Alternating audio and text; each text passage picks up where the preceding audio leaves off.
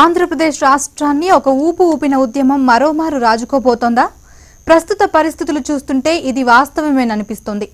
కావాలనే మంజునాథ కమిషన్ విచారణను కాలయాపన చేస్తున్నారని, సిఐడి విచారణలంటూ కొత్త కేసులతో భయపెట్టి ఎన్ని ఎత్తుగడలు వేసినా తమ పోరాటం ఆగదని, అవసరమైతే ప్రాణాలర్పించైనా తమ రిజర్వేషన్లు సాధిస్తామని అమలాపురం డివిజన్ జేఏసీ నేతలు వెల్లడిస్తున్నారు. దీనిపై మరింత సమాచారం మా ప్రతినిధి గోపి అందిస్తారు. ఆంధ్రప్రదేశ్ రాష్ట్రాన్నే కాకుండా యావత్ దేశ రాజకీయాల మీద ప్రభావితం చూపించినటువంటి కాపు ఉద్యమం మళ్లీ తిరిగి ఉధృతం కాబోతోందా? ప్రస్తుతం పరిస్థితులు చూస్తుంటే అదే నిజమనిపిస్తోంది. ముఖ్యంగా ప్రభుత్వం కాపులకు రిజర్వేషన్ ఇస్తామని చెప్పి ప్రకటించడంతో పాటు దానికి సంబంధించిన కమిషన్ కూడా వేసి దాదాపు 9 నెలలు పూర్తయి రేపటితో ప్రభుత్వం ఇచ్చిన గడువు కూడా పూర్తవుతున్న నేపథ్యంలో కాపులందరూ ప్రభుత్వం తమకు రిజర్వేషన్ ఇస్తుందా లేదా అన్న మీమాంసలో కొట్టుమిట్టాడుతున్నారు.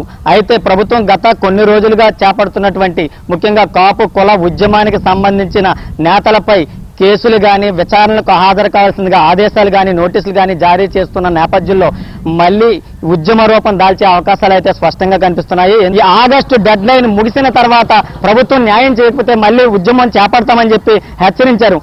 అదేవిధంగా ఇప్పుడు రేపటితో ఆ గడువు ముగుస్తున్న నేపథ్యంలో మళ్లీ ఉద్యమం చేసే అవకాశాలు కనిపిస్తున్న నేపథ్యంలో 20 మందికి నోటీసులు జారీ చేసి ముఖ్యంగా తుని ఘటనకు సంబంధించి కాపు నేతల్లో ముఖ్యమైన వాళ్ళకి సంబంధం లేని వ్యక్తులకు ఇతర పార్టీ నేతలకు సైతం నోటీసులు జారీ చేసి సిఐడి ఎంక్వైరీ పేరుతో కాపు ప్రజలను కానీ ఇతర సామాజిక వర్గం కానీ ఇతర నేతలకు కానీ వేధించే చర్యలు చేపట్టడం వెనక ఆంతర్యం ఏమిటని కాపు నేతలు ప్రశ్నిస్తున్నారు. ప్రస్తుతం మనం కోనసీమ ప్రాంతంలో కాపు రాజకీయాలకు ముఖ్యంగా రిజర్వేషన్ పోరాటానికి వేదికగా నిలిచినటువంటి అమలాపురంలో మనం ఉన్నాము. అమలాపురంలో కాపు జేఏసీ నేత కలవకోన తాతాజీ గారు మనతో ఉన్నారు. ఆయన్ని అడిగి అసలు ఈ ప్రస్తుతం ఈ ఉద్యమంపై ప్రభుత్వం ఏ విధంగా వ్యవహరిస్తుందన్న విషయాన్ని తెలుసుకుందాం. చెప్పండి సార్, అసలు ఇప్పుడు ప్రస్తుతం జరుగుతున్న పరిణామాలు కాపుల పట్ల ప్రభుత్వం ఏ విధంగా ఉందని మీరు భావిస్తున్నారు?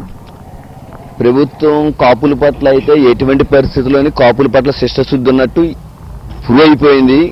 ఈ రోజుకి మరి 9 నెలల గడువు అడిగిన ఈ ప్రభుత్వం వారు నాయకులు ఎవరైతే ఉన్నారో అచ్చెన్నాయుడు గారు కానీ, కళా వెంకట్రావు కానీ, బొడ్డు బాసరామారావు కానీ, ఉమా గారు కానీ వీళ్ళందరూ కూడా ముద్రగడ పద్మనాభం గారి చేత వచ్చి దీక్ష విరామం చేసి 9 నెలల గడువు కావాలి, ఆగస్టు సెప్టెంబర్ 7వ తారీఖుకి దాకా గడువు కావాలి, కంపల్సరిగా గడువు ఇస్తే కంపల్సరిగా మంజునాథ్ గారి కమిషన్ పూర్తి చేసుకుని కాపుల రిజర్వేషన్ ఇచ్చే దిశగా అడుగులు వేస్తాం, ఆ గడువు ఇవ్వండి అని చెప్పేసి ఆ రోజుని ముద్రగడ పద్మనాభం గారి చేత బలవంతంగా దీక్ష విరామం చేయించి ఆ గడువు తీసుకుని వెళ్లారు. కేసులు కూడా ఎటువంటి పరిస్థితుల్ని కూడా మీ సిబిఐ దర్యాప్తు అని అడుగుతున్నారు. సిబిఐ కాదు, సిబిఐ అడిగితే అది సెంట్రల్ గవర్నమెంట్ పరిధిలో ఉంది కాబట్టి మేము తీయడానికి మా చేతిలో లేదు. మీరు సిబిఐ సిఐడి దర్యాప్తు అడగండి, దాన్ని మా స్టేట్ కంట్రోల్లో ఉంటుంది కాబట్టి మేము జ్ఞాపకం చేసి దాన్ని కేసులు కూడా వెత్తివేస్తాం మెల్లగానని చెప్పేసి ఆ రోజుని అన్ని వాగ్దానాలు చేసి వెళ్లి 500 కోట్లు మార్చి బడ్జెట్లో 500 కోట్లు వేస్తామని చెప్పేసి కూడా తక్షణం హామీ ఇచ్చి వెళ్ళిన ప్రభుత్వాలు మంత్రులు ఎవరైతే ఉన్నారో, ఎమ్మెల్యే ఎవరైతే ఉన్నారో, పార్టీ ప్రతినిధి ఎవరైతే ఉన్నారో వీళ్ళందరూ కూడా మరి ఆ పార్టీలో వాళ్ళకున్న స్థాయి ఏంటో, వాళ్ళ విలువలేంటో మరి వాళ్ళు తెలుసుకోవాలి. ఒకసారి వాళ్ళకి ఇచ్చిన హామీలు కానీ ఇవి కానీ ఆ పార్టీ నాయకులు ముఖ్యమంత్రి చంద్రబాబు నాయుడు గారు ఎటువంటి పరిస్థితులను అమలు చేసే దిశగా లేదు అంటే ఆ నాయకులకి ఏమాత్రం విలువ ఉంది, ఏమాత్రం గౌరవం ఉంది ఆ పార్టీలు అన్నది ఆ నాయకులు ఒక్కసారి తమ ఆత్మవిమర్శనం చేసుకోవాల్సిన పరిస్థితి ఉందని చెప్పేసి మేము జేఏసీ తరపున అడగదలుచుకున్నాం. రేపటితో 27వ తారీఖు రేపటితో గడువు ముగుస్తుంది. అసలు ఇప్పటి వరకు ప్రభుత్వం ఆ దిశగా అడిగిలేసే పరిస్థితి అడిగిలేసినట్టు కనిపిస్తుంది? అసలు ఏమీ లేదండి. కమిషన్ మాట అలా ఉంచండి. పోనీ కమిషన్ అంటే వాళ్ళ 9 నెలల గడువు అడిగారు, దాన్ని ఏమాత్రం ఎక్కడా కమిషన్ చేసిన దాఖలా ఎక్కడా పోలేదు. పైగా ఏదైతే కాపు సామాజిక వర్గంలో వెనకబడి ఉన్నారో వాళ్ళందరికీ కూడా ఒక కార్పొరేషన్ ఏర్పాటు చేశాను, ఆ కార్పొరేషన్ ద్వారా లోన్లు ఏర్పాటు చేస్తున్నానన్నాడు. ఎక్కడా కూడా ఏ కోసాన్ని వేలూరులో 192 కోట్లు రిలీజ్ చేసి నేను లోన్లు ఇస్తున్నానన్నాడు. చంద్రబాబు నాయుడు గారికి ఎక్కడన్నా శిష్టశుద్ధి ఉంది, లోన్లు 192 కోట్లు ఇచ్చి కాపు సామాజిక వర్గాన్ని నేను ఆదుకున్నాను అని అంటే ఈ రోజు జేఏసీ తరపున మేము ఛాలెంజ్ చేస్తున్నాం.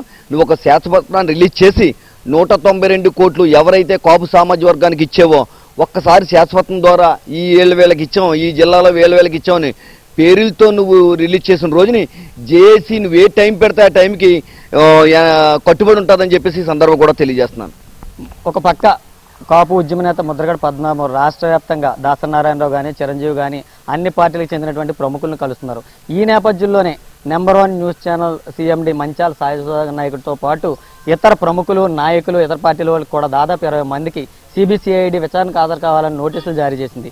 ఈ రోజే వాళ్ళ విచారణకు కూడా పలు చోట్ల హాజరవడం జరిగింది. అసలు దీన్ని మీరు ఎలాగా పరిగణిస్తారు?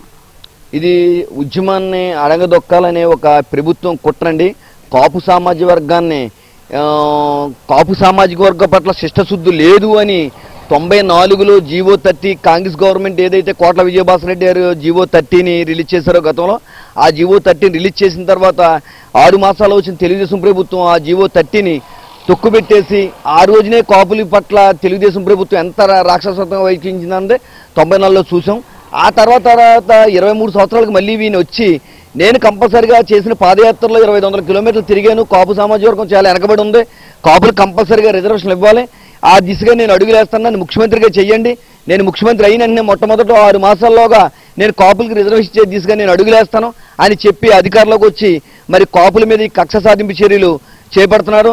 కాపు ఉద్యమానికి ఎవరన్నా సహకరించిన వాళ్ళ మీద కూడా ఏ స్థాయి మనుషులైనా సరే, కరుణాకర్ రెడ్డి గారు అసలు మాకు కులానికి కానీ పార్టీకి కానీ సంబంధం లేని మనిషి అయినా ఆయన మరి తిరుపతి కరుణాకర్ రెడ్డి గారి మీద కానీ లేకపోతే ఈ ఉద్యమాన్ని ఒక మా సామాజిక వర్గంలో చెందిన ఆయన ఏదో ఒక ఛానల్ పెట్టుకుని మరి నడుస్తున్న సాయి సుధాకర్ నాయుడు గారి మీద కూడా మరి ఈరోజు నోటీసులు వచ్చినట్టుగా మాకు మీడియా ద్వారా తెలిసింది.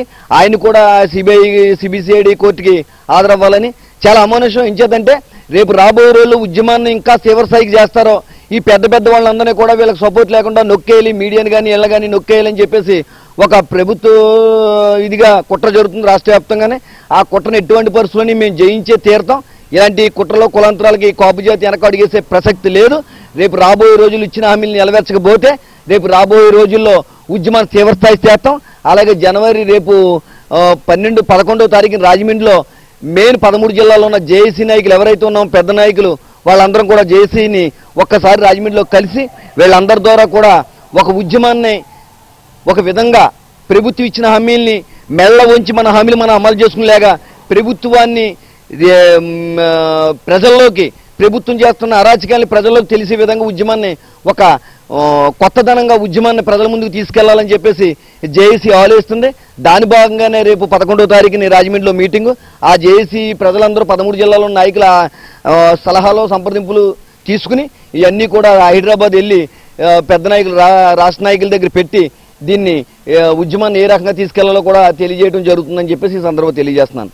మీరు చెప్పండి, ప్రస్తుతం రాష్ట్రంలో జరుగుతున్నటువంటి కాపుల విషయంలో ప్రభుత్వం వ్యవహరిస్తున్న పనితీరు ఎలా అనిపిస్తుంది? కాపు సోదరులపైన కాపు జాతిపైన చంద్రబాబు నాయుడు ఇచ్చే తీరు చాలా అసభ్యకరంగా ఉంది. ప్రతి చోట ప్రతి విషయంలోనూ కూడా ఆయన జాతిని పూర్తిగా అనగదొక్కాలనేటువంటి ఆలోచనతో ఉన్నారు. కాపు జాతి అనగదొక్కే విషయంలో కాపు నాయకుల్ని ఉపయోగించుకోవడం కూడా మాకు చాలా సిగ్గుచేటైన విషయంగా మేము భావిస్తున్నాం. ఈ విషయంలో మేము కాపు జాతి యావత్తు కూడా ముద్రగడ పద్మనాభం గారు వెన్నంటే ఉంటుందని చెప్పేసి ఈ సందర్భంగా తెలియజేసుకుంటున్నాం. అంతేకాదు పద్మనాభం గారు దీక్ష కూర్చున్నట్టు కాదు, కాపు జాతి అంతా కూడా పద్మనాభం గారు కూర్చున్న దీక్షగా కూర్చున్నారని చెప్పేసి కూడా ఈ సందర్భంగా చంద్రబాబు నాయుడు గారికి తెలియజేసుకుంటున్నాం. అదేవిధంగా కాపు ఉద్యమానికి ఫస్ట్ నుంచి కూడా చంద్రబాబు నాయుడు గారు అడ్డు తగులుతూనే ఉన్నారు. దీన్ని మేము పూర్తిగా ఖండిస్తున్నాం.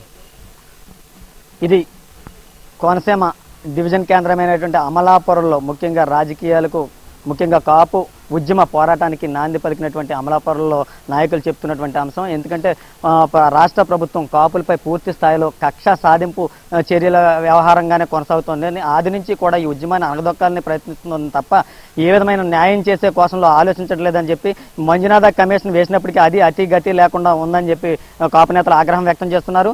అయితే తమ లక్ష్యాన్ని సాధించడానికి అవసరమైతే ప్రాణత్యాగానికైనా సిద్ధమేనని ఈ రాజమహేంద్రవరం వేదికగా 11న జరగబోయేటటువంటి తుది సమావేశంలో కీలక నిర్ణయాలు తీసుకుని అక్కడి నుంచి ఉద్యమాన్ని కొత్త మలుపు తిప్పే అవకాశాలు ఉన్నాయని చెప్పి కలకొండ తాతాజీ ఇతర నాయకులు వెల్లడిస్తున్నారు. వీడియో జర్నలిస్ట్ నాగేంద్రతో గోపి, నెంబర్ 1 న్యూస్, అమలాపురం నుండి.